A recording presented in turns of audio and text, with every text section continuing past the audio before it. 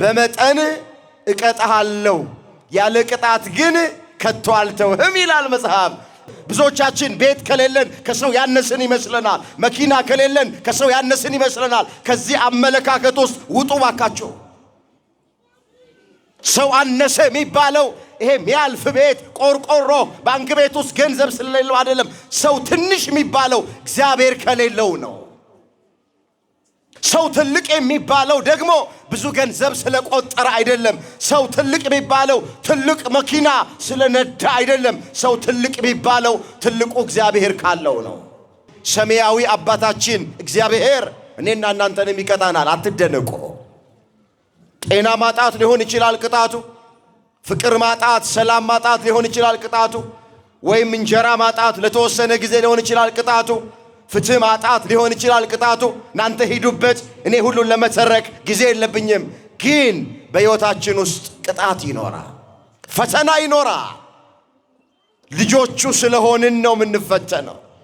ትከሻችን መሸከም በሚችለው መጠን እንደ አቅማችን አንዳንድ ጊዜ እግዚአብሔር ፈተና ያመጣል። የምንማማርበት የትምህርታችን ርዕስ የሚሆነው እግዚአብሔር ያዘጋጃል የሚል ይሆናል። ይህንን በርዕስነት ያነሳነውን ኃይለ ቃል በመጽሐፍ ቅዱሳችን ላይ ተመዝግቦ የምናገኘው በኦሪት ዘፍጥረት በምዕራፍ 22 ቁጥር 8 ላይ ነው። እስኪ አንድ ጊዜ በርዕስነት ያነሳነውን ኃይለ ቃል ሁላችንም በህብረት ለመናገር ራሳችንን እናዘጋጅ። እግዚአብሔር በሉ እስኪ ያዘጋጃል። እግዚአብሔር ምን ይላል? አሁንም የምንሰማውን ትምህርት የምናዳምጠውን ትምህርት ለሕይወታችን የሚያስፈልገንን ነገር ሁሉ እግዚአብሔር ያዘጋጅልን። በርዕስነት ያነሳነውን ኃይለ ቃል በዚህ ስፍራ ላይ የተናገረው የብዙዎች አባት ተብሎ የሚጠራ አብርሃም የተናገረው ቃል ነው። ቃሉን በዚህ ስፍራ ላይ የተናገረው ለልጁ ለይስሐቅ የተነገረ ቃል። የትምህርቱ ዋና ዓላማ በሕይወታችን የሚያስፈልገንን ነገር በሙሉ እግዚአብሔር እንደሚያዘጋጅልን ማሳየት ይሆናል። የኛ ድርሻ አለ፣ የእግዚአብሔርም ድርሻ አለ። እኛ ግዴታችንን ከተወጣን፣ መንፈሳዊ ግዴታችንን ከተወጣን ከዛ በኋላ እግዚአብሔር ማድረግ ያለበትን ነገር ደግሞ ያደርጋል። ማዘጋጀት የሚገባውን ነገር ደግሞ እግዚአብሔር ያዘጋጃል። የሰው ድርሻ አለ፣ የእግዚአብሔር ድርሻ አለ። ዛሬ የምንማረው ስለሱ ነው። እግዚአብሔር የቃሉን ደጅ ከፍቶ ሁላችንን እንዲያስተምረን ቅዱስ ፍቃዶ ይሆንልን። ሙሉ ታሪኩ በኦሪት ዘፍጥረት በምዕራፍ 22 ቁጥር 1 ጀምሮ የተመዘገበ ነው። በንባብ አሰማቸዋለሁ። ከነዚህም ነገሮች በኋላ አብርሃምን እግዚአብሔር ፈተነው፣ እንዲህም አለው፣ አብርሃም የምትወደው አንድ ልጅ ይስሐቅን ይዘህ ወደ ሞሪያ ምድር ሂድ። እኔ በምነግርህ በአንድ ተራራ ላይ በዚያ መስዋዕት አድርገህ ሰዋው አለው ይላል። አብርሃምም በማለዳ ተነስቶ አህያውን ጫነ፣ ሁለቱንም ሎሌዎቹን፣ ልጁ ይስሐቅን ከእርሱ ጋር ወሰደ። እንጨትንም ለመስዋዕት ሰነጠቀ። ተነስቶም እግዚአብሔር ወዳለው ቦታ ሄደ። በሦስተኛውም ቀን አብርሃም ዓይኑን አነሳና ቦታውን ከሩቅ አየው ይላል። ስለ ቃሉ የቃሉ ባለቤት የሰራዊት ጌታ አምላካችን እግዚአብሔር ስሙ ለዘላለም የተመሰገነ ይሆን። እንግዲህ ታሪኩ ሲጀምር ከነዚህም ነገሮች በኋላ እግዚአብሔር አብርሃምን ፈተነው ብሎ ነው የሚጀምረው። ፈተናው ምንድነው? እንዳነበብኩላችሁ በስተርጅና የወለድከውን የዓይንህ ማረፊያ የሆነውን ልጅህ ይስሐቅን ሰዋልኝ ብሎ ፈተና ቀረበ። ስለዚህ በሕይወታችን ውስጥ አንዳንድ ጊዜ እግዚአብሔር ፈተና ያመጣል።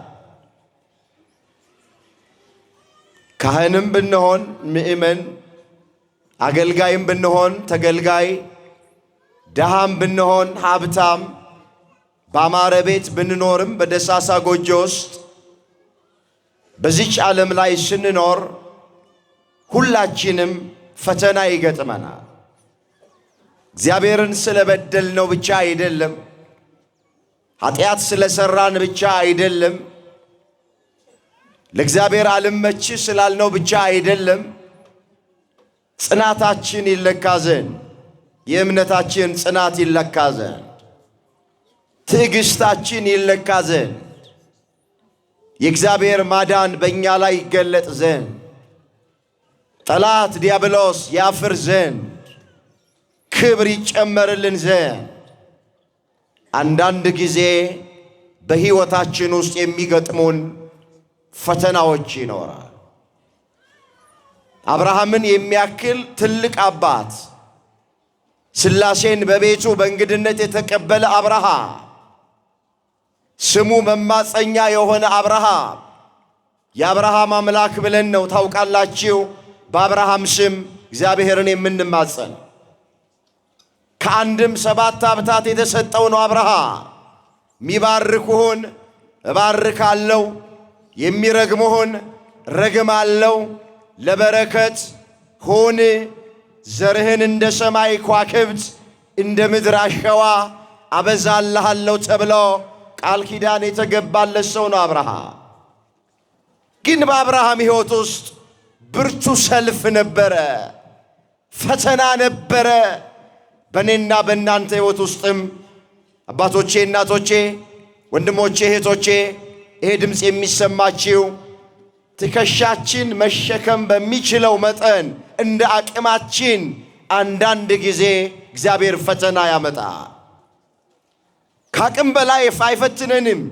እንኳን እግዚአብሔር ዓለምም ብትሆን ማንንም ሰው ከአቅም በላይ አትፈትንም። የአንደኛ ክፍል ተማሪን የስድስተኛ ክፍል ፈተና የሚፈትን ማንም የለም።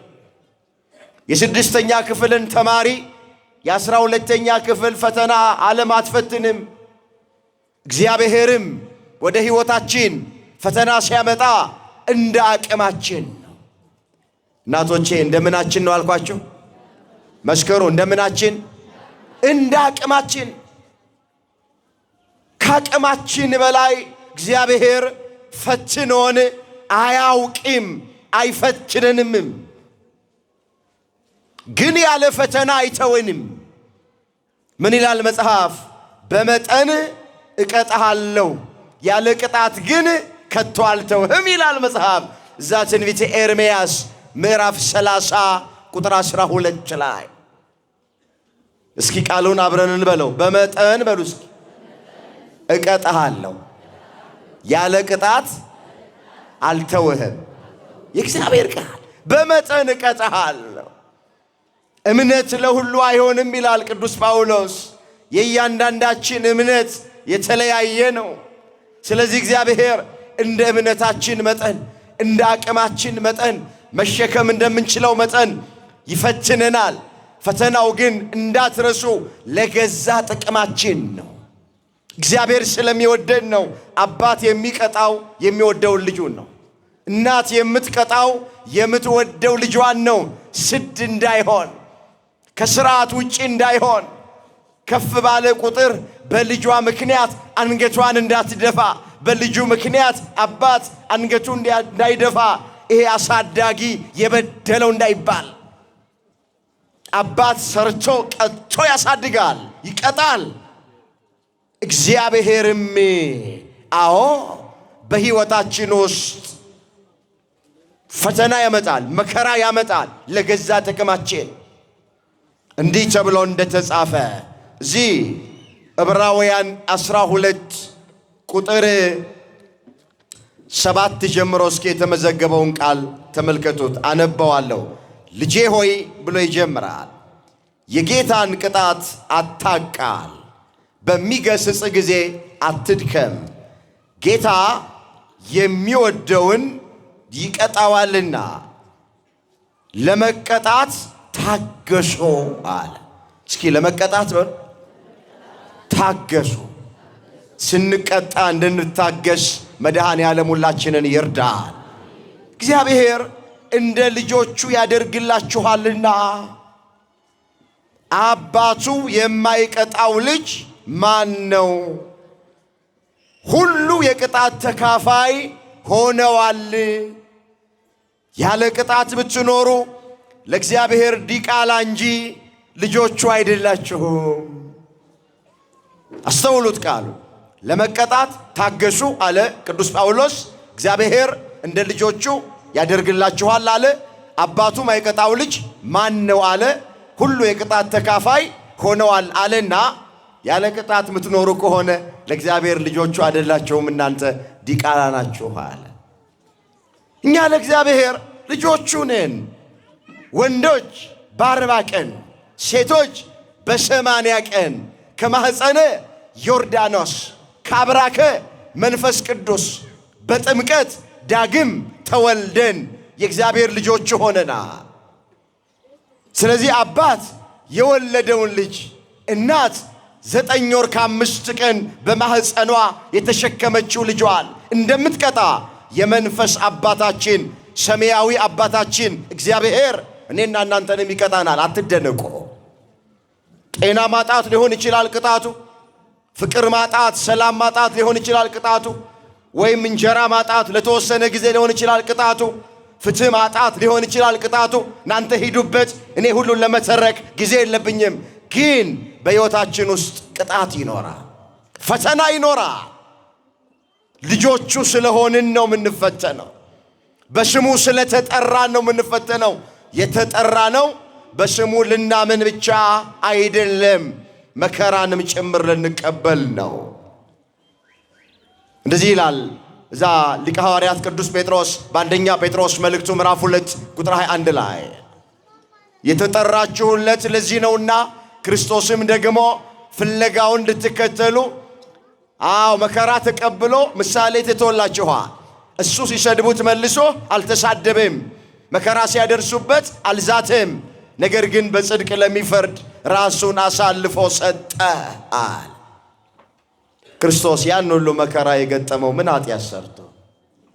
ጎኑን በጦር የወጉት፣ እጆቹን በሚስማር የቸነከሩት፣ የሸዋ አክሊል የደፉበት፣ ሥጋው አልቆ አጥንቱ ነጭ በረዶ መስሎ እስኪታይ 6666 ጊዜ የእኛን ጌታ መድኃኔ ዓለምን በጅራፍ የገረፉት፣ አንገቱ ላይ ገመድ አስገብተውበት ከሊጦስጥራ እስከ ተሰቀለበት እስከ ቀራንዮ በድንጋይ ላይ የጎተቱት ክርስቶስ ምን ኃጢአት ተገኝቶበት ምን ወንጀል ሰርቶ ነው? ለእኔና ለእናንተ አብነት ሊሆነን ነው። ለእኔና ለእናንተ ምሳሌ ሊሆነን ነው። በዓለም ላይ ስትኖሩ ትፈተናላችሁ፣ ትቀጣላችሁ፣ መከራ ሊገጥማችሁ ይችላል ብሎ ምሳሌ ሲሆነን ከእኔ ተማሩ ነው ያለን። ከእኔ ምን በሉ? ተማሩ። የማቴዎስ ወንጌል ምዕራፍ 11 ቁጥር 29 ላይ ከእኔ ተማሩ አለ ኢየሱስ ክርስቶስ። ምንድነው ካንተ ምንማረው ያለን እንደሆነ ከኃጢአት በስተቀር ወገኖቼ ያስተማረን እሱ ነው። ጾም ነው 40 መዓልት 40 ሌሊት በገዳመ ቆሮንቶስ ከቆመ ሳይንቀሳቀስ ከዘረጋ ሳያጥፍ ያለምንም እህል ውሃ ጾሞ ጹሙ አለን። ጾምን ያስተማረን እሱ ነው። ከኔ ተማሩ። ጸሎት ነው በጌቴ ሴማኒ እንደ ነገ በመስቀል ላይ ሊሰቀል ወዙ እየተንጠፈጠፈ ላቡ እየፈሰሰ እየወደቀ እየተነሳ ሲጸልይ አደረ። ከኔ ተማሩ። ጸሎት ያስተማረን እሱ ነው። ትዕግስትን ያስተማረን እሱ ነው። ትህትናን ያስተማረን እሱ ነው። ይቅርታን ያስተማረን እሱ ነው። ጎኑን በጦር የወጉትን፣ እጆቹን በሚስማር የቸነከሩትን፣ መስቀል ላይ የሰቀሉትን አባት ሆይ የሚያደርጉትን አያውቁምና ምን በላቸው። ስንቱን ልተርክ ከኃጢአት በስተቀረ የሰው ልጆች ማድረግ የሚገባቸውን አድርገው ያሳየን ሰርቶ ያሳየን ባለቤቱ ኢየሱስ ክርስቶስ። ስለዚህ ፈተናም መቀበል እሱን ያስተማረው። ተመችቶት አልኖረም ኢየሱስ ክርስቶስ። አሁን እኔና እናንተ እንደምንኖረው እንኳን ክርስቶስ እንዳልኖረ ታውቃላችሁ። ግን አምላካችን አሁን እኛ ሁላችንም የራሳችን ቤት አለን አይደለም? ክርስቶስ ግን የራሱ ቤት አልነበረው። መርከብ ላይ ጫካ ውስጥ ከአራዊት ጋር ምናምን ነበር የሚያድረው ክርስቶስ። ብዙዎቻችን ከሰው ያነስን የሚመስለን የራሳችን መጠለያ ከሌለን ከሰው ያነስን በጣም የበታችነት ስሜት ነው ብዙዎቻችን የሚሰማን አይደለም? ክርስቶስ የወላቸው የራሱ መጠለያ የራሱ ቤት አልነበረውም። አልተጻፈም እንደዚህ ተብሎ እንደው ምን አለ በአንድ ስፍራ ላይ ለሰማይ አዋፋት ጎጆ አላቸው፣ ለምድር አራዊት ደግሞ ጉድጓድ አላቸው፣ የሰው ልጅ ግን ራሱን የሚያስጠጋበት የለውም ነው የሚለው መጽሐፍ። የማቴዎስ ወንጌል ምዕራፍ 8 ቁጥር 20 ላይ ተመዘገበ ቃሉን አስተውሎት። ብዙዎቻችን ቤት ከሌለን ከሰው ያነስን ይመስለናል። መኪና ከሌለን ከሰው ያነስን ይመስለናል። ከዚህ አመለካከት ውስጥ ውጡ ባካችሁ። ሰው አነሰ የሚባለው ይሄ የሚያልፍ ቤት ቆርቆሮ ባንክ ቤት ውስጥ ገንዘብ ስለሌለው አይደለም። ሰው ትንሽ የሚባለው እግዚአብሔር ከሌለው ነው። ሰው ትልቅ የሚባለው ደግሞ ብዙ ገንዘብ ስለቆጠረ አይደለም።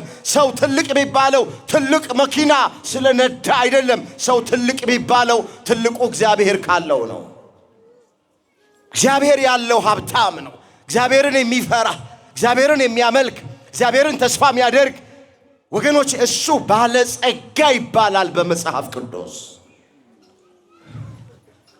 እግዚአብሔር በሃይማኖት ባለጸጋዎች ያደርገን። አሜን በሉ ሁላችሁ። እንዲህ በምድር ስላለው ቁሳቁስ ዛሬ ታይቶ ነገ ስለሚጠፋው ነገር ክርስቲያኖች አትጨነቁ። ከእናታችን ማህፀን ራቁታችንን የወጣ ነው፣ ወደ መቃብርም ራቁታችንን ነው የምንገባው። ማንም ከነብሩ ማንም ከነወርቁ ማንም ከነመኪናው ማንም ከነቤቱ አይቀበርም። ራቁታችንን እንደመጣን ራቁታችንን ነው የምንሄደው። ምን ያስጨንቃችኋል? ለምንድን ነው እንቅልፋችሁን አታችሁ ቁጭ ብላችሁ የምታድሩት? እናንተ እግዚአብሔር ካላችሁ ባለጸጋ ናችሁ። እግዚአብሔር ካላችሁ ሀብታሞች ናችሁ። ይሄ ባዶ ተስፋ አይደለም ነገራችሁ፣ መጽሐፍ ቅዱስ ስለሚናገር ነው። እንዳይሰፋብኝ ልመለስ ወደ ቀደመ ነገር። ከነዚህ ነገሮች በኋላ እግዚአብሔር አብርሃምን ፈተነው ይላል። እግዚአብሔር አብርሃምን ምን አለው? ፈተነው። ስለዚህ አብርሃም እንደተፈተነ እኔና እናንተ ማንፈተንበት ምክንያት የለም። ስንፈተን እንዳናጉረመርም ከአንደበታችን ክፉ ነገር እንዳይወጣ በጸጋ እንድንቀበል መድኃኔ ዓለም ሁላችንን ይርዳን። የታል የምጾምለት እግዚአብሔር? የታል 3 ሰዓት ቆሜ ማስቀድስለት እግዚአብሔር? የታል ገዳም ለገዳም ዞርለት እግዚአብሔር? የታም የምቆርብለት እግዚአብሔር እንዳንል በጸጋ እንድንቀበል በደስታ እንድንቀበል ለዚህ ካበቃየኝ ተመስገን፣ መውጫውን አንተ አዘጋጅልኝ፣ አጠንክረኝ፣ አበርታኝ ብለን በጸጋ እንድንቀበል እግዚአብሔር ይርዳ። ፈተነው። ፈተናው ምንድነው? ያው ቅድም እንዳነበብኩላችሁ የምትወደው ልጅ ይስሐቅን ውሰድና ምን አድርግልኝ? ሰዋልኝ። ስናየው በጣም ከባድ ይመስላል። ያለው እኮ አንድ ልጅ ነው። ያለውን አንድ ልጅ ነው ሰዋ የተባለው። ተቀዳሚም የለውም በዛ ሰዓት፣ ተከታይም የለው። ከሳራ የወለደው አንድ ልጅ እሱ። እሺ አለና ልጁን ይዞ ለሚስቱ ሳይነግራት ወደ ተባለበት ስፍራ ሄደ። እግረ መንገድ ባሎች ሁሉ ነገር ለሚስት አይነገርም። አሁን አብርሃም ይስሐቅን ሊሰዋው ይዞ ሲሄድ ለሳራ አልነገራት። ይሄ ሲባል አሁን ደሞዛችሁንም አትንገሩ ማለት አይደለም። እንኳን ዘንቦብሽ እንኳን እናቴ ሞታ እንዲሁም አልቅስ ይለኛል። አሁን አውደ ምሕረት ላይ ለሚስት ሁሉ ነገር አይነገርም ከተባለማ ድሮም እኛ ችግር አለብን። አንዳንዶቻችን ጤነኞች አይደለን። ስንት ዘመን እንደምንኖር አናውቀውም። ተደብቀን ተሰውረን በየቦታው ስንት ነገር ከስጋችን ቁራጭ ካጥንታችን ፍላጭ እግዚአብሔር ከሰጠን የራሳችን አካል ከሆነችው ሰውረን ደብቀን ያለን ብዙ ሰዎች አለን። ውጡ ከዚህ ውስጥ። ዘመኑ አጭር ነው። ወጥቶ መግባት የለም፣ ተቀምጦ መነሳት የለም። ጧት ያየነውን ሰው ከሰዓት ለማየት እየተቸገርን ነው። ከራሳችሁ አትደብቁ፣ አትሰውሩ። አብርሃም ይስሐቅን ሊሰዋው ይዞ ሲሄድ ለሳራ አልነገራትም ያልነው ከእግዚአብሔር እንዳታጣላው ነው። ለምን ልጅሽን ልጄን ሊሰዋው ነው ብሎ ቢላት ምንድነው የምትለው? እግዚአብሔር የማያውቀው ነገር የለም፣ ሌላ ነገር ሰዋ። እንደ አንድ ልጅ ብቻ ነው ያለኝ፣ እንዴት እሱን ትሰዋለህ ብላ በፍጹም ብላ ትለዋለች። የእናት ሆድ ስለማይችል፣ የእናት አንጀት ስለማይችል፣ ስለዚህ እንዳታጣላው ከእግዚአብሔር ሳይነግራት በድብቅ ይዞት ሄደ ይስሐቅን ሊሰዋው ማለት እኮ።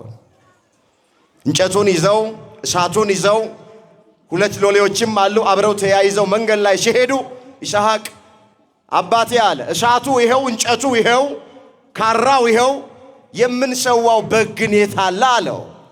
የዚህን ጊዜ በርስነት ያነሳነውን ቃል አብርሃም ለልጁ ለይስሐቅ ነገረው። የመስዋዕቱን በግ እግዚአብሔር ያዘጋጃል። እስኪ የመስዋዕቱን በግ በል። እግዚአብሔር ያዘጋጃል። ማን ያዘጋጀዋል? እግዚአብሔር ያዘጋጀዋል። እሺ ብለው ተያይዘው ደረሱ። ላሳጥርላችሁ። ሁለቱን ሎሌዎች ከተራራ ራስጌ ታች ላይ እዛ አስቀሯቸውና አባትና ልጅ ተያይዘው ወጡ። የሞሪያምን ተራራ እዛ ጋር ሲደርሱ እንደገና ጥያቄውን አቀረበ ይስሐቅ። ቦታው ላይ ደረስን። የት አለ በጉ የሚሰዋው አለ። አንተ ነህ የምትሰዋው አለው። እግዚአብሔር ሰዋ ያለኝ አንተን ነው፣ ምሰዋ አንተን ነው። ይስሐቅ የተባረከ ልጅ ነው፣ እንደ ዛሬ ልጅ አይደለም። እሺ ያለ የእግዚአብሔር ፍቃድ ከሆነ ይሁን እሺ። ስለዚህ ትትሰዋኝ አይን አይኔን እያየህ መጨከን ያቅተሃልና ገልብጥና በማጅራቴ በኩል ሰዋኛል። እሺ ብሎ ሄዶ መሰዊያው ላይ ተጋደመ። አብርሃም አርጅቷል፣ አይኑ ፈዟል፣ ሰውነቱ ደንዝዟል። ካራውን ከአፎቱ ስቦ በልጁ አንገት ጀርባ ላይ ማጅራት ላይ ሊያሳርፍ ሲል የእግዚአብሔር መልአክ ከሰማይ ድምፁን አሰማ። አብርሃም አብርሃም፣ ከልጅህ ላይ ካራውን አንሳ፣ ሰይፉን አንሳ፣ ቢላዋውን አንሳ። አንድ ልጅህን ለእግዚአብሔር ሰውተሃል፣ በልብ ሰውተኸዋል። ይሄንን እግዚአብሔር አይቶልሃል። እዛ ጫካ ውስጥ በፀሳቤቅ የታሰረ ነጭ በግ አለ። በይስሐቅ ፈንታ በጉን ሰዋው አለው እግዚአብሔር። ይስሐቅ ተፈታ። በይስሐቅ ፈንታ አብርሃም በጉን ሰዋው ይላል። ክብር ምስጋና ለአምላካችን ለእግዚአብሔር። አብርሃም ለእግዚአብሔር ታዘዘ አልታዘዘ? አቤት ታዘዘ። ሰውቶታል። ቦታው ድረስ ሄዶ ሊሰዋው በቃ በልቦናው ሊቃውንት ምን ይላሉ? በህሊናው አብርሃም እግዚአብሔር ማነው ይስሐቅን ሰውቶታል። ይኸውላችሁ እግዚአብሔር የልባችንን ነው የሚያየው። አንዳንድ ሰዎች አሁን መስጠት ይፈልጋሉ አይደለም? ህንፃ ቤተ ክርስቲያን እየተሰራ ነው፣ ቤተ ክርስቲያኑ እያፈሰሰ ነው። ጧፍ፣ ዣንጥላ፣ ዘቢብ፣ መገበሪያ ለካህናት የሚያስፈልገው፣ ለአገልግሎት የሚያስፈልገው፣ ስርዓተ አምልኮን ለመፈጸም የሚያስፈልገው ነገር ጎሏል ሲሉ አባቶች አምን ነው በኖረኝና በሰጠው የሚሉ አሉ። እመኑ፣ ሳይኖራችሁ ቀርታችሁ በኖረኝና በሰጠው ብላችሁ ከተመኛችሁ እንደሰጣችሁ ነው የሚቆጠረው። እያለው የሚከለክል እግዚአብሔር ባርኮት በንግድ፣ እግዚአብሔር ባርኮት በሥራ፣ እግዚአብሔር ባርኮት በትዳር መስጠት እየቻለ የማይሰጥ ሰው ሊከሰስ፣ ሊወቀስ፣ ሊጠየቅ ይችላል። ግን ሳይኖረን ለመስጠት ካሰብን እግዚአብሔር ሐሳባችንን ነው የሚያየው። ምን አይነት ድንቅ አምላክ ነው! ከሰጡት እኩል ነው በረከት የሚሰጠን። አመስግኑት ይህንን አምላክ። ክብር ምስጋና ለስሙ። ይህን ስንል ደግሞ በቃ ካሰብኩኝ እንደሰጠው ነው የሚቆጠረኝ ብላችሁ ይህን ህንፃ ቆሞ እንዳይቀር። ብዙ አስቸጋሪ ሰው አለ። ይኸው መምህሩ ተናግሯል። በቃ ለመስጠት ካሰባችሁ እንደሰጣችሁ ነው የሚቆጠረው ስለተባለ እግዚአብሔር የማያውቀው ነገር የለም ትላለች። እንመለስ ወደ ቀደመ ነገራችን። አትሰዋው ልጅህን እንዳታርዳለው። እዛ ጫካ ውስጥ በግ አለ። በጉን ትሰዋዋለህ አለው። ይስሐቅ ተፈታ፣ በጉም በይስሐቅ ፈንታ ተሰዋ። ይሄ ብዙ ታሪክ አለ ወገኖቼ። በይስሐቅ ፈንታ የተሰዋው በግ የጌታችን የመድኃኒታችን የኢየሱስ ክርስቶስ ምሳሌ ነው። የዓለምን ኃጢአት የሚያስወግድ የእግዚአብሔር በግ ብሎ በጥምቀ መለኮት ቅዱስ ዮሐንስ ያስተዋወቀው በዮሐንስ ወንጌል ምዕራፍ 1 ቁጥር 29 ጀምሮ የተመዘገበ ቃል የዓለምን ኃጢአት ያስወገደ የእግዚአብሔር በግ ኢየሱስ ክርስቶስ የድንግል ማርያም ልጅ። በብሉይ ኪዳን በግ ለመስዋዕትነት ይቀርባል። አንድ ሰው ኃጢአት ሲሰራ ለኃጢአቱ ስርየት እንዲያገኝ በግ ይዞ ይመጣል። በዚያ ሰው ፈንታ በጉ ይሰዋል፣ ደሙ ይረጫል፣ ስጋው ይቃጠላል። ያኔ ኃጢአት የሰራው ሰው ስርየት ያገኛል። በግ በብሉይ ኪዳን ለኃጢአት ስርየት መስዋዕትነት እንደሚቀርብ በአዲስ ኪዳን ኢየሱስ ክርስቶስ ለሁላችን ኃጢአት ስርየት ወገኖቼ በመስቀል ላይ ስለተሰቀለ ስጋውን ስለቆረሰ ደሙን ስላፈሰሰ መጽሐፍ ቅዱስ ኢየሱስ ክርስቶስን በግ ብሎ ይጠራዋል። አንድም በግ የተባለበት ምክንያት በግ የዋህ ነው አይደለም? ክርስቶስም የዋህ ነው። እኔ የዋህ ነኝ ብሎ ተናግሯል። የዋህነቱን ሲያየው የክርስቶስን በግ ብሎ ይጠራዋል። የፋሲካ በግ፣ የዘመን መለወጫ በግ ሳር ከሚግጥበት ስፍራ ወገኖቼ እየጎተታችሁ ወስዳችሁ ስታርዱት በግ ቀንድ እያለው በቀንዱ አይዋጋም። ዝም ብሎ ሄዶ ይሰዋል፣ ይታረዳል። ክርስቶስም ቀንድ የተባለ ስልጣን ኃይል እያለው አይሁድ ሊሰቅሉት ወደ ቀራንዮ ሲወስዱት በቀንዱ በኃይሉ በስልጣኑ ምንም አላረጋቸውም። ዝም ብሎ ሄዶ ተሰዋላቸው፣ ተሰቀለላቸው። ስለዚህ ኢየሱስ ክርስቶስ በእነዚህ ነገሮች ሁሉ ምክንያት በግ እየተባለ በአንዳንድ ስፍራ ላይ ይጠራል። ስለዚህ ይስሐቅ ተፈታ፣ ክርስቶስ በይስሐቅ ፈንታ ተሰዋ፣ ታረደ። እንመለስ። ታሪኩ ባጭር ነው። ወደ ህይወታችን እንቀይረው። ርዕሳችን እግዚአብሔር ያዘጋጃል የሚል። እግዚአብሔር ምን ይላል? እግዚአብሔር ምን ይላል? እስኪ እግዚአብሔር በሉ ሁላችሁ። ያዘጋጃል። በጉን ማን ያዘጋጀው? አቤት። ለእኔና ለእናንተ የሚያስፈልገንን ነገር ሁሉ የሚያዘጋጅልን ማን ነው? እግዚአብሔር። የሁላችሁ ከአብርሃም የምንማረው እምነት ነው። ከይስሐቅ የምንማረው መታዘዝ ነው። ዝም ብሎ እግዚአብሔር አያዘጋጅ። እምነት ያስፈልገናል። እግዚአብሔርም ያስፈልገንን ነገር እንዲያዘጋጅ ደግሞ እንደ ይስሐቅ መታዘዝ ያስፈልገናል። የሚያስፈልገንን ነገር እንዲያዘጋጅልን እንጂ የሚያሳጣን ነገር የለም፣ የሚያጎድልብን ነገር የለም፣ የሚነሳን ነገር የለም፣ የሚከለክለን ነገር የለም። ምን ያላዘጋጀው ነገር አለ እግዚአብሔር? ምን የማያዘጋጀውስ ነገር አለ እግዚአብሔር? እባካችሁ እግዚአብሔርን አትሙት። ልባችን በሁለት አያንክስ። ገበቴ ላይ እንዳለ ውሃ አንወላውል። ንፋስ እንደመታው ሸምበቆ አንወዝወዝ። አትጨነቁ። ሚጠቅመን ከሆነ ሚያስፈልገን ከሆነ እግዚአብሔር ሁሉን ያዘጋጃል። ዳዊት ምን ብሎ ነው የተናገረው? እግዚአብሔር እረኛዬ ነው አለ። የሚያሳጣኝ ነገር የለም። በለመለመ መስክ ያሳድረኛል፣ በረፍቷ ዘንድ ይመራኛል። ነፍሴን መለሳት፣ ስለ ስሙ ሲል በጽድቅ መንገድ መራኝ። በሞት ጥላ መካከል እንኳን ብሄድ እግዚአብሔር ከኔ ጋር ነው፣ ክፉን አልፈራም አለና በትርህና ምርኩዝህ እነሱ ያጽናኑኛል። በፊቴ ገበታን አዘጋጀህልኛል። ጽዋዬም የተረፈ ነው። ቸርነትና ምሕረት በሕይወቴ ዘመን ይከተሉኛል። ለዘላለም በእግዚአብሔር ቤት ውስጥ እኖራለሁ አለ። እስኪ ይሄ ጸሎት ስለሆነ እንደው የምትችሉ ከሆነ በቀን አንድ ጊዜ ጠዋት ከቤታችሁ ሳትወጡ መጸለይ የሚገባን ጸሎት የዛሬን ያርገውና በእንግሊዝ ፓርላማ ውስጥ ወገኖቼ ስብሰባ ከማድረጋቸው በፊት ታሪክ እንደሚነግረን የመጀመሪያ ጸሎታቸው መዝሙር 22 ነበር። እግዚአብሔር እረኛዬ ነው የሚለው ጸሎት። እሱን ጸልየው ነው የሚሰበሰቡት። የኛዎቹ ምን ብለው ጸልየው እንደሚሰበሰቡ አናውቅም። ትልቁ ፓርላማ ውስጥ ጸሎታቸው መዝሙር 22 ነው። እግዚአብሔር እረኛችን ነው ያው የሚያሳጣን ነገር የለም ያው በለመለመ መስክ ያሳድረናል፣ እኔ ይገርመኛል። አይ እንደው መማር አይምሮ ያሰፋል እንጂ አይምሮ ያጠባል እንዴ?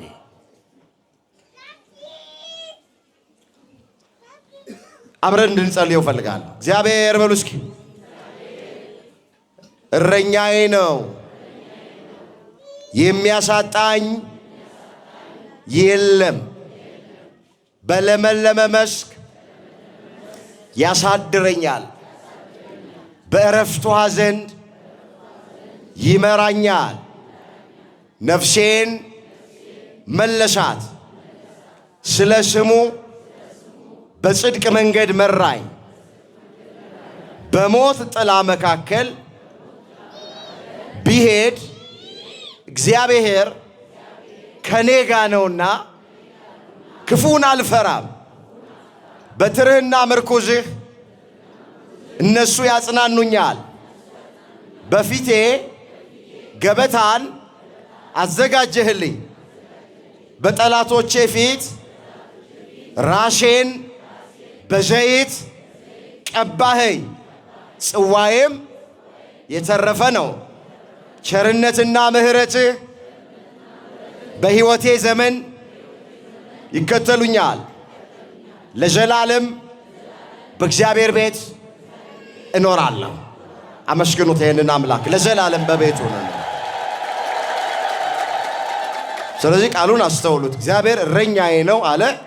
ሚያሳጣኝ ነገር የለም፣ ሚከለክለኝ ነገር የለም፣ ሚነሳኝ ነገር የለም። ሚያስፈልገኝን ሁሉ ያዘጋጅልኛል። ለኛም እንደዚሁ ነው። እግዚአብሔር የዳዊት ብቻ እረኛ አይደለም፣ ወይም የዳዊት ብቻ ጠባቂ አይደለም። በነገራችን ላይ እግዚአብሔር እረኛዬ ነው ሲል ዳዊት ጠባቂ ነው ማለቱ ብቻ አይደለም። በደንብ እንድትሰሙ እንፈልጋለን። መጽሐፍ ቅዱስ የተጻፈው በዕብራውያን ባህል፣ በዕብራውያን ልማድ ነው። በዕብራውያን ባህል ደግሞ እረኛ የሚሄደው ከበጎቹ ፊት ለፊት ነው። በጎቹ የሚከተሉት እረኛቸውን ነው። ወደ ሀገራችን ወደ ኢትዮጵያ ስንመጣ በጎች ከፊት ናቸው፣ እረኛ ከኋላ ነው። እኛ ሀገር እንደዚህ ነው ባህሉ አይደለም። ዕብራውያን እስራኤል ስትሄዱ ግን እረኛው ከፊት ነው የሚሄደው፣ በጎቹ ግን ከኋላ ነው የሚሄዱት። አሁን እኛ ሀገር ተኩላ ከመጣ መጀመሪያ የሚያገኘው በጎቹን ነው፣ እረኛው ያለው ከኋላ ነው። እስራኤል ጋር ስትሄዱ ግን ተኩላ አውሬ ከመጣ መጀመሪያ የሚያገኘው እረኛው ነው። እረኛው እንዲህ ሆኖ ከፊት ሆኖ በጎቹን ይጠብቃል። በነፍሱ ተወራርዶ በጎቹን ይጠብቃል። የኛ ሀገር እረኛ በጎቹን ያስበላቸዋል። ከኋላ ነው ያለው እሱ። ከፊት ከመጡ ጨረሳቸው። ተኩላ ከመጣ፣ አውሬ ከመጣ፣ አንበሳ ከመጣ ይበላቸዋል በጎችን። እስራኤል ጋር ግን እረኛው ከፊት ነው። ስለዚህ ዳዊት እግዚአብሔር እረኛዬ ነው ሲል ምን ማለቱ ነው? እግዚአብሔር መሪዬ ነው ማለቱ። ለምን እረኛ ከፊት አይደለም? ከፊት አይደለም እረኛ። ስለዚህ ዳዊት እግዚአብሔር እረኛዬ ነው ሲል ይኸውላችሁ ጠባቂዬ ነው ማለት ብቻ አይደለም፣ መሪዬም ነው ማለቱ ነው። እግዚአብሔር ለሁላችን መሪ ይሁን። መሪያችን ማን ነው? እግዚአብሔር ሲመራን ሰላም ማግኘት እንችላለን። እግዚአብሔር ሲመራን በሰላም ወጥተን በሰላም መግባት እንችላለን። እግዚአብሔር ሲመራን የኑሮ ውድነቱ ይስተካከላል። እግዚአብሔር ሲመራን በምድር በረከት በሰማይ ርስት እናገኛለን። ዳዊት እግዚአብሔር እረኛዬ ነው፣ እግዚአብሔር መሪዬ ነው አለ። እኔ እሱን እከተለዋለሁ አለ። ዝቅ ብሎ ቸርነትና ምሕረቱ ደግሞ እኔን ይከተሉኛል። እኔ እግዚአብሔርን ስከተለው አለ ዳዊት፣ እግዚአብሔርን መሪዬ ሳደርገው ቸርነት በረከት ምናምን ነው ደግሞ እኔን ይከተለኛል አለ። እባካችሁ የሚከተለንን ነገር አንከተል። የሚከተሉን ነገሮች ታምራት፣ በረከት ምናምን ምንላቸውን አንከተላቸው። እነሱ እኛን የሚከተሉ ናቸው። እግዚአብሔርን ስንከተለው እኛን የሚከተሉ ነገር ናቸው። አሁን ብዙዎቻችን ግን ምንከተለው ሌላ ማይረባ ማይጠቅም ነገር ነው ምንከተለው። እኛ መሪ ያደረግነው ማይረባ ማይጠቅም ነገር ነው። እግዚአብሔርን እንከተል፣ እሱን መሪ እናድርግ በሕይወታችን። እግዚአብሔር አንደኛችን ነው እንበል። ሌላ ይሄ በምድር ያለው ቁሳቁስ ምናምን የምትሉት ሽሮ በርበሬ እኛን የሚከተል ነገር ነው። እግዚአብሔር ሁላችንን ይምራል። ስለዚህ በፊቴ ገበታን አዘጋጀህልኝ ያለ ገበታ መጀመሪያ ሊቃውንት ሲፈቱት ምን ይላሉ? ለስጋ የሚያስፈልገው ማለት ነው ይላሉ። ሁለተኛ በፊቴ ገበታን አዘጋጀ ሲል ዳዊት የነፍስ ምግብ ቃሉን አዘጋጀህልኝ ማለት ነው ይላሉ። ሶስተኛ በፊቴ ገበታን አዘጋጀ የሚለው ገበታ የተባለው የሕይወት እንጀራ ቅዱስ ሥጋውን ክቡር ደሙን አዘጋጀ ብሎ ስለ ሩቅ የተናገረው ቃል ሁሉም ተዘጋጅቷል። የዕለት ጉርሳችንን የዓመት ልብሳችንን ማን ያዘጋጀልን? አቤት እግዚአብሔር አዘጋጅቶታል። ኑሮ በጣም በጣም ከባድ እንደሆነ ሁላችንም እናውቀው ነው። ግን ማንም ሰው ጦሙን አላደረ። መሶባችን ሙሉ ነው፣ እግዚአብሔር ይመስገን። ጠዋት የገዛነው ዕቃ ከሰዓት ቢጨምርብንም ምንም ማንም ሰው ጦሙን አላደረ። በቃ በዚህ ዘመን ገንዘብ እንደማያኖረን፣ ደሞዛችን እንደማያኖረን፣ ሰዎች እንደማያኖረን የሚያኖረን እግዚአብሔር እንደሆነ እርግጠኛ የሆነበት ዘመን ነው። ከፍ አድርጋችሁ አመስግኑት እግዚአብሔር። የሚያኖረው ማን ነው? መስክሩ እናቶች፣ የሚያኖር ማን ነው? ገንዘብ ብቻውን ያኖራል? የወር ደሞዛችን ያኖራል? ሰዎች ያኖሩናል? ስለዚህ የሚያኖረው ማን ነው? አመስግኑ። ሰይጣን ይፈር፣ እግዚአብሔር ነው የሚያኖረው እንጂ እንደ ሰዎቹ ቢሆንማ መኖር አንችልም ነበር። ጨርቃችንን ጥለን እናብድ ነበረ። አሁን በምናየው በምንሰማው ነገር በኑሮ ጉዳይ ጨርቃችንን ጥለን እናብድ ነበረ። መድኃኔ ዓለም ከኛ ጋር ስለሆነ፣ አማኑኤል ከኛ ጋር ስለሆነ፣ እግዚአብሔር ከኛ ጋር ስለሆነ ጓዳችንን እየባረከ ኑሯችንን እየባረከ ገንዘባችንን እየባረከ ጥቂቱን እያበዛልን ይሄው ጠግበን እየኖርን ነው። ክብር ይግባው የኛ አምላክ፣ ስሙ የተመሰገነ ይሁን። ምንም ያጎደለ ለነገም አትጨነቁ። ለነገም የሚያስፈልገውን ማን ያዘጋጀዋል? እግዚአብሔር። ማንም ሰው ተጨንቆ በቁመቱ ላይ ስንዝር መጨመር አይችልም። ነጭ የሆነችውን ጸጉር ጥቁር ማድረግ አይችልም። እናቶቼ አባቶቼ ዝም ብላችሁ አትጨነቁ። መጽሐፍ ምንድነው የሚለው? ወደ ሰማይ አዋፋት ተመልከቱዋል። አይዘሩም፣ አያጭዱም፣ በጎተራ አይከቱም፣ የሰማይ አባታችሁ እግዚአብሔር ይመግባቸዋል። ከናንተ ተጨንቆ በቁመቱ ላይ ስንዝር የሚጨምር ሰው ማን ነው? ነጭ የሆነችውን ጸጉር ውስጥ ጥቁር ማድረግ የሚችለው ማን ነው? ትንሹን ነገር ካልቻላችሁ ስለ ትልቁ ነገር ለምን ትጨነቃላችሁ? አስቀድማችሁ እናንተ ጽድቁና መንግስቱን እሹ፣ ሌላው ነገር በሙሉ ይጨመርላችኋል። ስለ ነገ አትጨነቁ፣ ለቀኑ ክፋቱ ይበቃዋል። ዝም ብላችሁ አትጨነቁ። ይኸውላችሁ አትጨነቁ ያለን እኮ ዝም ብሎ በደረቅ አይደለም። እግዚአብሔር ስለሚያስብልን ነው። ምን ስለሚልልን ነው? ስለሚያስብልን። መጽሐፍ እሱ ስለናንተ ያስባልና የሚያስጨንቃችሁን ሁሉ በእግዚአብሔር ላይ ጣሉ። አንደኛ ጴጥሮስ ምዕራፍ 5 ቁጥር 7 ላይ ተመዘገበ ቃል። ቃሉን ከኔ ቀጥላችሁ ተናገሩ። እርሱ በሉ እስኪ ስለናንተ ያስባልና የሚያስጨንቃችሁን ሁሉ በእግዚአብሔር ላይ ጣሉ። በማን ላይ ጣሉ? ምንድን ነው የሚያስጨንቃችሁ? እናቶች አባቶች፣ የጤናችሁ ጉዳይ ነው። በእግዚአብሔር ላይ ጣሉት። እሱ ጤና ይመልሳል፣ ቁስል ይፈውሳል። ክኒኑ እንደሆነ ምክንያት ነው፣ መርፌው እንደሆነ ምክንያት ነው፣ ጸበሉ ምክንያት ነው፣ እምነቱ ምክንያት ነው። ማዳን እግዚአብሔር ነው። እግዚአብሔር ኪኒኑን ኪኒን ካላደረገው፣ መርፌውን መርፌ ካላደረገው፣ ዶክተሩን ዶክተር ካላደረገው፣ በዶክተር በኪኒን በመርፌ ፋብሪካ ውስጥ በተፈበረከ ኪኒን ሰው መዳን አይችልም። ማዳን የማን ነው? ንገሩኝ። ማዳን የማን? እግዚአብሔር። ስለዚህ አትጨነቁ። የጤናችሁ ጉዳይ ከሆነ የሚያስጨንቃችሁ አትጨነቁ፣ ለእግዚአብሔር ስጡ። 12 ዓመት ደም ሲፈሳት የነበረችዋን ሴት የፈወሰ አምላክ 38 ዓመት በደዌ ዳኛ በአልጋ ቁራኛ የተያዘውን አልጋህን ተሸክመ ሂድ ያለው ግንባሯ ከጉልበቷ ጋር የተጣበቀባት ያቺ የድካም መንፈስ የነበረባት ሴት ከቤተ መቅደስ ማትለየውን አንቺ ሴት ከድካምሽ ተፈተሻል ብሎ ወገቧ ቀንቶ ቁርጭምጭሚቷ ጸንቶ ከሰው የቀላቀላት ጌታ የኛ አምላክ ነው። ሚሳነው ነገር አትጨነቁ በጤናችሁ። እንጀራ የእንጀራ ጉዳይ ሆኖ ያስጨንቃችሁ አትጨነቁ። 5 እንጀራና 2 ዓሣ አበርክቶ ለ5000 ሕዝብ የመገበ አምላክ የኔና የናንተ አምላክ እኮ ነው። እንመነው፣ እንደ አብርሃም እንመነው፣ እንደ ይስሐቅ እንታዘዘው። ያዘጋጀዋል። እኔ ይገርመኛል። 5 እንጀራ ስንት እንጀራ? 5 እንጀራ ለ5000 ሰው። ለስንት ሰው እንዴ? ደግሞ ይገርማችኋል። ከበሉ በኋላ ፍርፋሪው ሲሰበሰብ 12 መሶብ ሆነ። 5 እንጀራ ቢፈረፈር ብቻ እንደሆነ ቢፈረፈር ሳይበላ 12 መሶብ መሆን ይችላል? አይችልም። ታውቁታላችሁ በደንብ አይችልም። ግን ይገርማል። ሁል ጊዜ እግዚአብሔር ፊት አቅርበን የተባረከ ነገር ሲመለስ ከፊተኛው ልቅ ይበዛል። አያችሁ 5ቱ እንጀራ ያውም 5000 ሰዎች ሴቶቹና ሕፃናቱ ሳይቆጠሩ ይላል። ማን ያልተቆጠረው?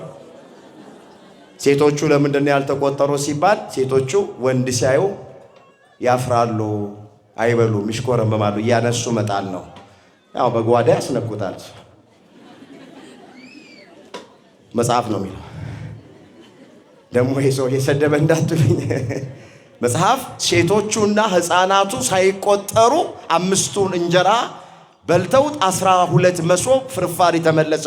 ለምንድን ነው ሴቶቹ ያልተቆጠሩት ሲል ትርጓሜው ላይ ሴቶች ወንድ ሲያዩ ይሽኮረመማሉ፣ ሕፃናት ከሚበሉት የሚፈተፍቱት ነው የሚበልጠው። ስለዚህ ሕፃናቱና ሴቶቹ ያልተቆጠሩት ለዚህ ነው ይላል። ግን እኔ የገረመኝ የተመለሰው 12 መሶብ ፍርፋሪ ተመለሰ። 5 እንጀራ ለ5000 ማለት አንድ እንጀራ ለስንት ሰው ማለት ነው? እንደ መጽሐፍ ቶሎ ሂሳብ የሚሰራስ 5 እንጀራ ለ5000 ሰው ማለት አንድ እንጀራ ስንት ሰው በላው? 1000። አንድ እንጀራ የተባረከች አንድ እንጀራ ለስንት ሰው? ዝም ብላችሁ አትብሉ፣ እየባረካችሁ ያዘው ብላ አትብላ።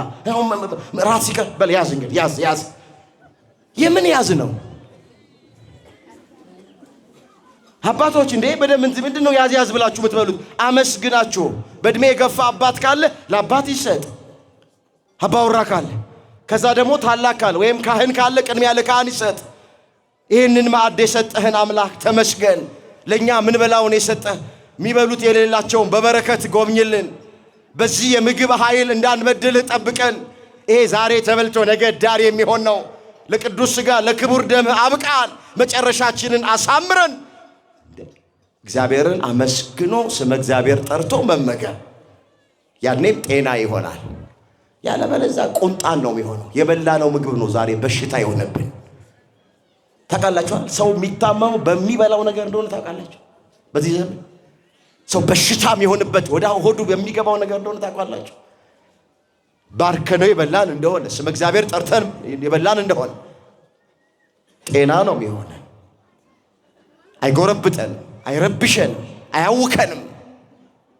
አምላካችን እግዚአብሔር የጎደለባቸውን በቀን አንድ ጊዜ መብላት አጥተው የተጨነቁትን ወገኖቻችንን በመልካም ያስብልን። እስኪ እግዚአብሔር በሉ። ያዘጋጃል። ሁሉን ምን ይላል እግዚአብሔር? በምድር ያለውን ማን ያዘጋጃል? በሰማይ ያለውን ማን ያዘጋጃል? መንግስቱንም ማን ያዘጋጀዋል? ገና ትልቅ ነገር የተዘጋጀልን ሰዎች ነንና እሱን ተስፋ አድርገን እሱን እያመንን በሃይማኖት ጸንተን እንድንኖር መድኃኔዓለም ይርዳን። ድንግል ማርያም ጣዕሟን በአንደበታችን ፍቅሯን በልባችን ትሳልብን። የዛሬ ወር እንግዲህ ሱባኤውን የምንጨርስበት ነው። ከፊታችን ነሐሴ 1 ጀምሮ ጾመ ፍልሰታ ነው። ልዩ በናፍቆት የሚጠበቅ የበረከት ቀን ነው። እግዚአብሔር ለዛ ለበረከት ቀን ሁላችንንም ያድርሰን፣ ያበርታን። እግዚአብሔር ለሀገራችን ሰላም፣ ለሕዝባችን ፍቅር፣ አንድነትን ያድልልን። የሁላችንን መጨረሻ እግዚአብሔር ያሳል።